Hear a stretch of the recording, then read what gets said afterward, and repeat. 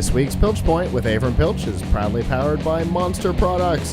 The headphones on my head right now, the Monster Elements, yes, they've changed colors, are available in full over-the-ear, on-ear, in-ear, in the true wireless style. And if the Elements aren't your style, maybe the DNA Pros, or maybe the iSports, which are designed specifically for while you're working out. Maybe that's more your style. All of that is available, plus, of course, speakers from the tiny Hotshot and the S100 up to the giant Monster Blaster. And, of course, all of the cables and power to connect these and your other devices are all available by going to piltchpoint.live/monster. So, we haven't had a show in a while, and so we wanted to come back with a fascinating topic of Avram running a personal experiment.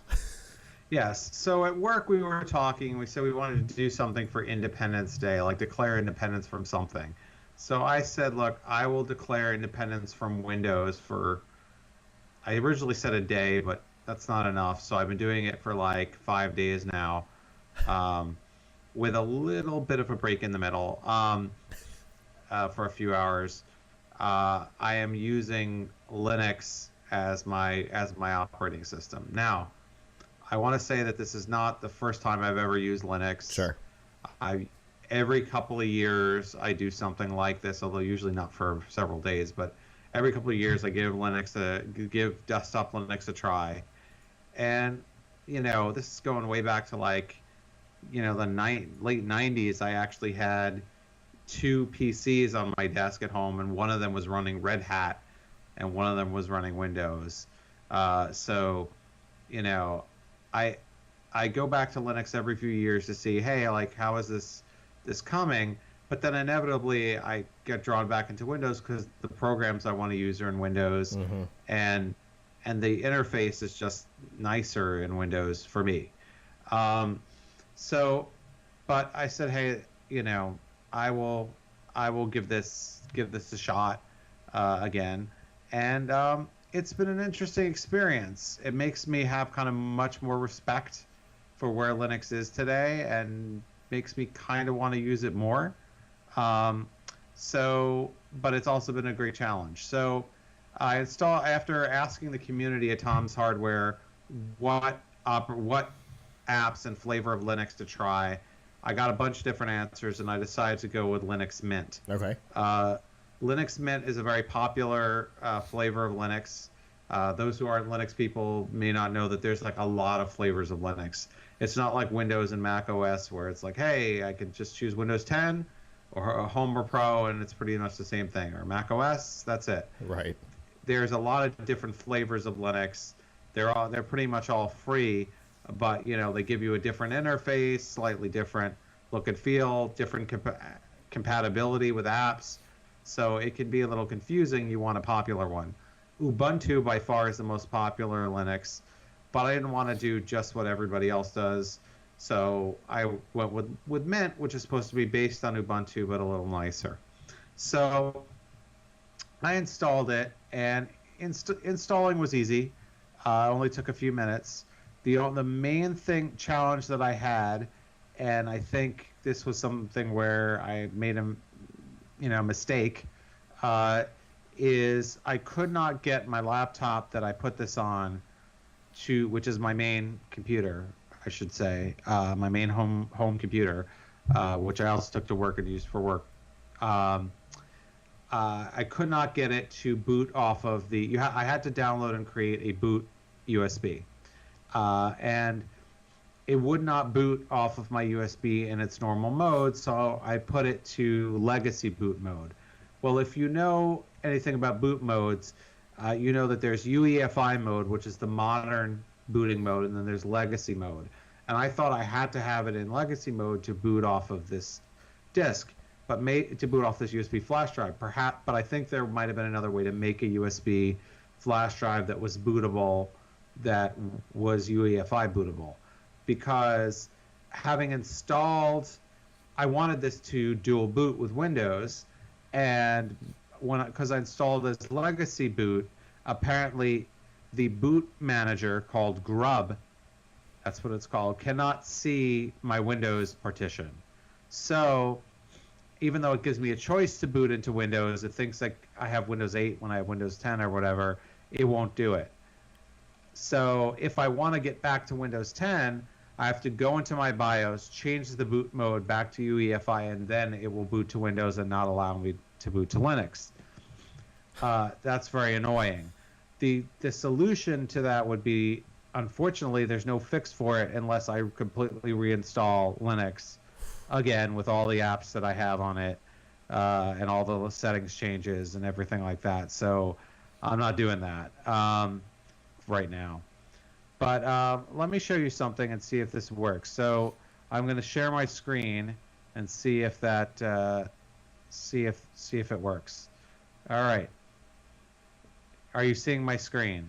Yes, including you. Okay, that must be like an ultimate infinite whatever. So what is weird though, I don't know if you can see this. Hold on.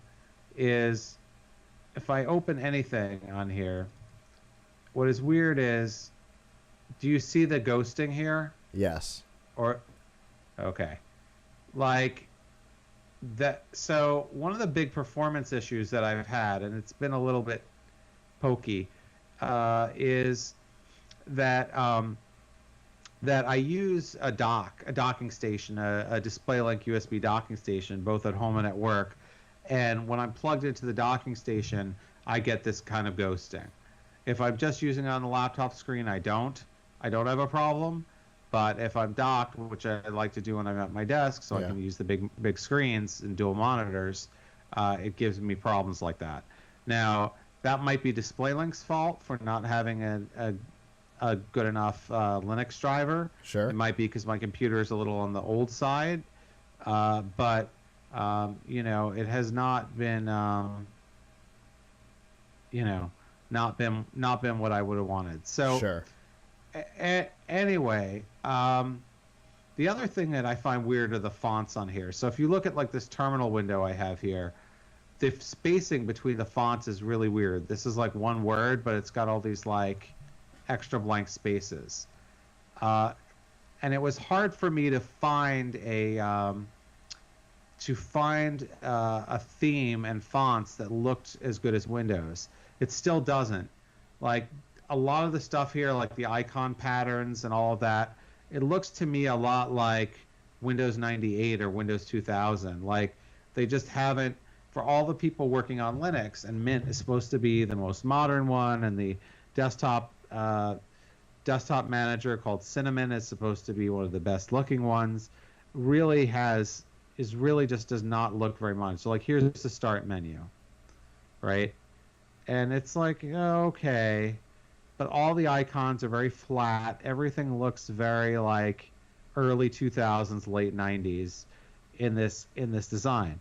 Now, does it really matter for your work? Probably not. You know, but is it distracting to me that like the fonts don't look as nice as Windows? Yeah, that kind of is a distraction for me. I've been able to, obviously a lot of the software that I want to run does not run under Linux, but I was surprised at how much does. So Chrome obviously runs under Linux. Skype, there's a native Skype app, which I'm using talking to you right now. We use a chat client at work called Stride. That works. That has a native Linux client. So does Slack. So does Zoom, which is a conferencing. So like every conferencing software I've tried, basically, or chatting software, has a native Linux version. I was able to get Dropbox for syncing files. That exists. What doesn't exist? Photoshop. There's no Adobe stuff. So I had to download a different graphic software. There's GIMP, but I find the interface a little bit distracting. And then there's this one called Pinta, which looks a lot like Paint.net for Windows, which is more Photoshop-like. Oh, yeah, it does. Which I found. Then, of course, a good text editor for coding, because I do a fair amount of coding. Obviously, you're not going to get something like Visual Studio here, so I don't know how or if it's possible to program Windows apps on this. But there is Geany, which was recommended, which seems to be a decent. I really like Notepad++ on Windows is like one of my favorite apps, and this is, looks quite a bit like it. So, I found a bunch of things that run under this to where I can use it, and use it fairly effectively. Although connected to the docks as it is pretty slow. Although lately my computer has been really slow in general when docked. I think this may have to do with the Spectre meltdown patches, and that's one reason why I ordered a new computer. Right. So, which I'm supposed to get the new one of soon, but that's another story. Anyway, so overall, I would say Linux is there if you folks want to try it out.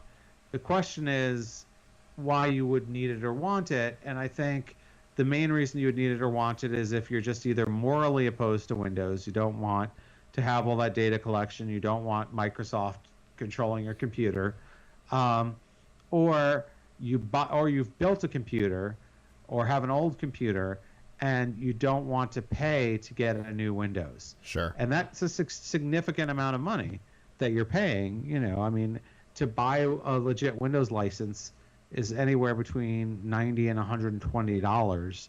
So on the other hand, though, if you want to take full advantage of the performance of your computer, let's say you built it for gaming, well, there are some games that run under Linux, but many do not. So, most of the most popular titles do not. So within the Steam catalog, for example, it's 11%.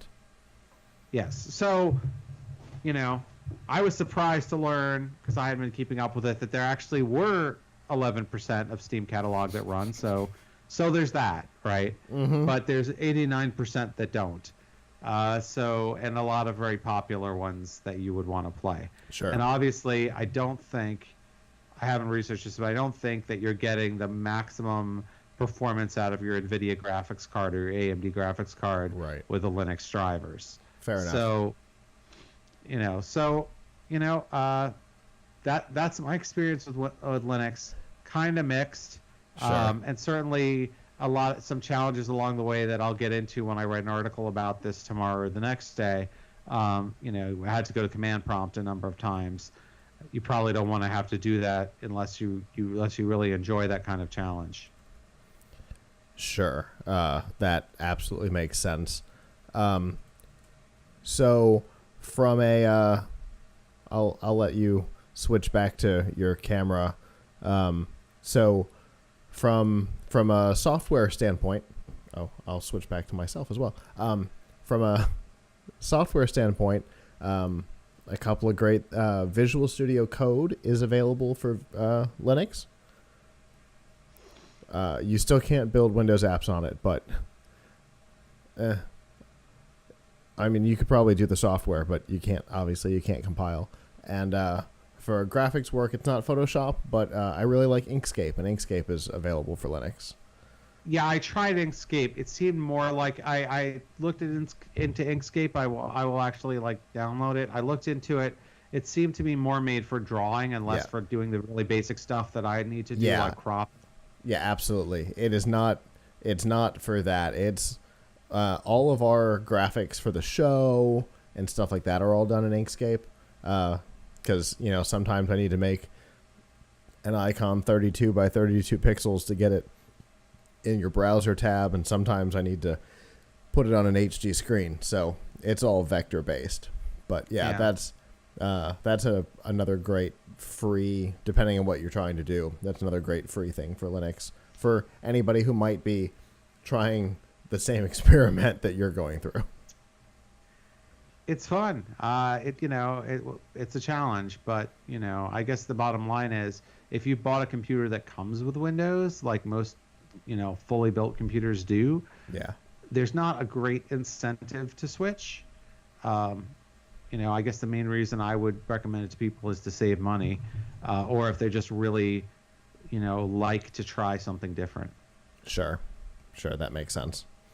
Well, obviously, it's an interesting thing. I have gone through the same experiment that you're going through a couple of times, just because obviously at this point there's a 0% way for me to give up Windows entirely, especially considering I'm sitting in a room surrounded by 5 of them right now.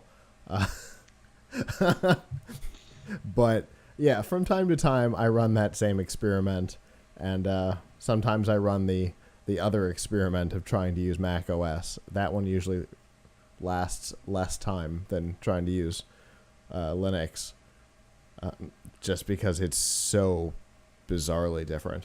But you also have to use different hardware for that. Yeah. Yeah. So which makes it a bigger challenge. I was using my same laptop that I always use, so I didn't have to get used to the keyboard or anything like that. It's what I'm used to. Yeah. Yeah, because I'm just like you. I'm picky with a keyboard, and I've yet to find Mac hardware that has a keyboard that types like you would expect a keyboard to type. Anyway, you're going to write about your experiences, and we'll be able to find them on tomshardware.com on Tuesday. Fantastic. The 3rd. Well, I look forward to reading the full article, and it was definitely fun to hear you having similar experiences to every time I've run the same experiment myself. So thank you for that. And is my screen stop sharing now, by the way? I can't even tell. Yeah, sure. We're back to you. Yeah, we're back to you. All right. Well, thank you for that, and we'll actually get to talk to you again next week. Yeah.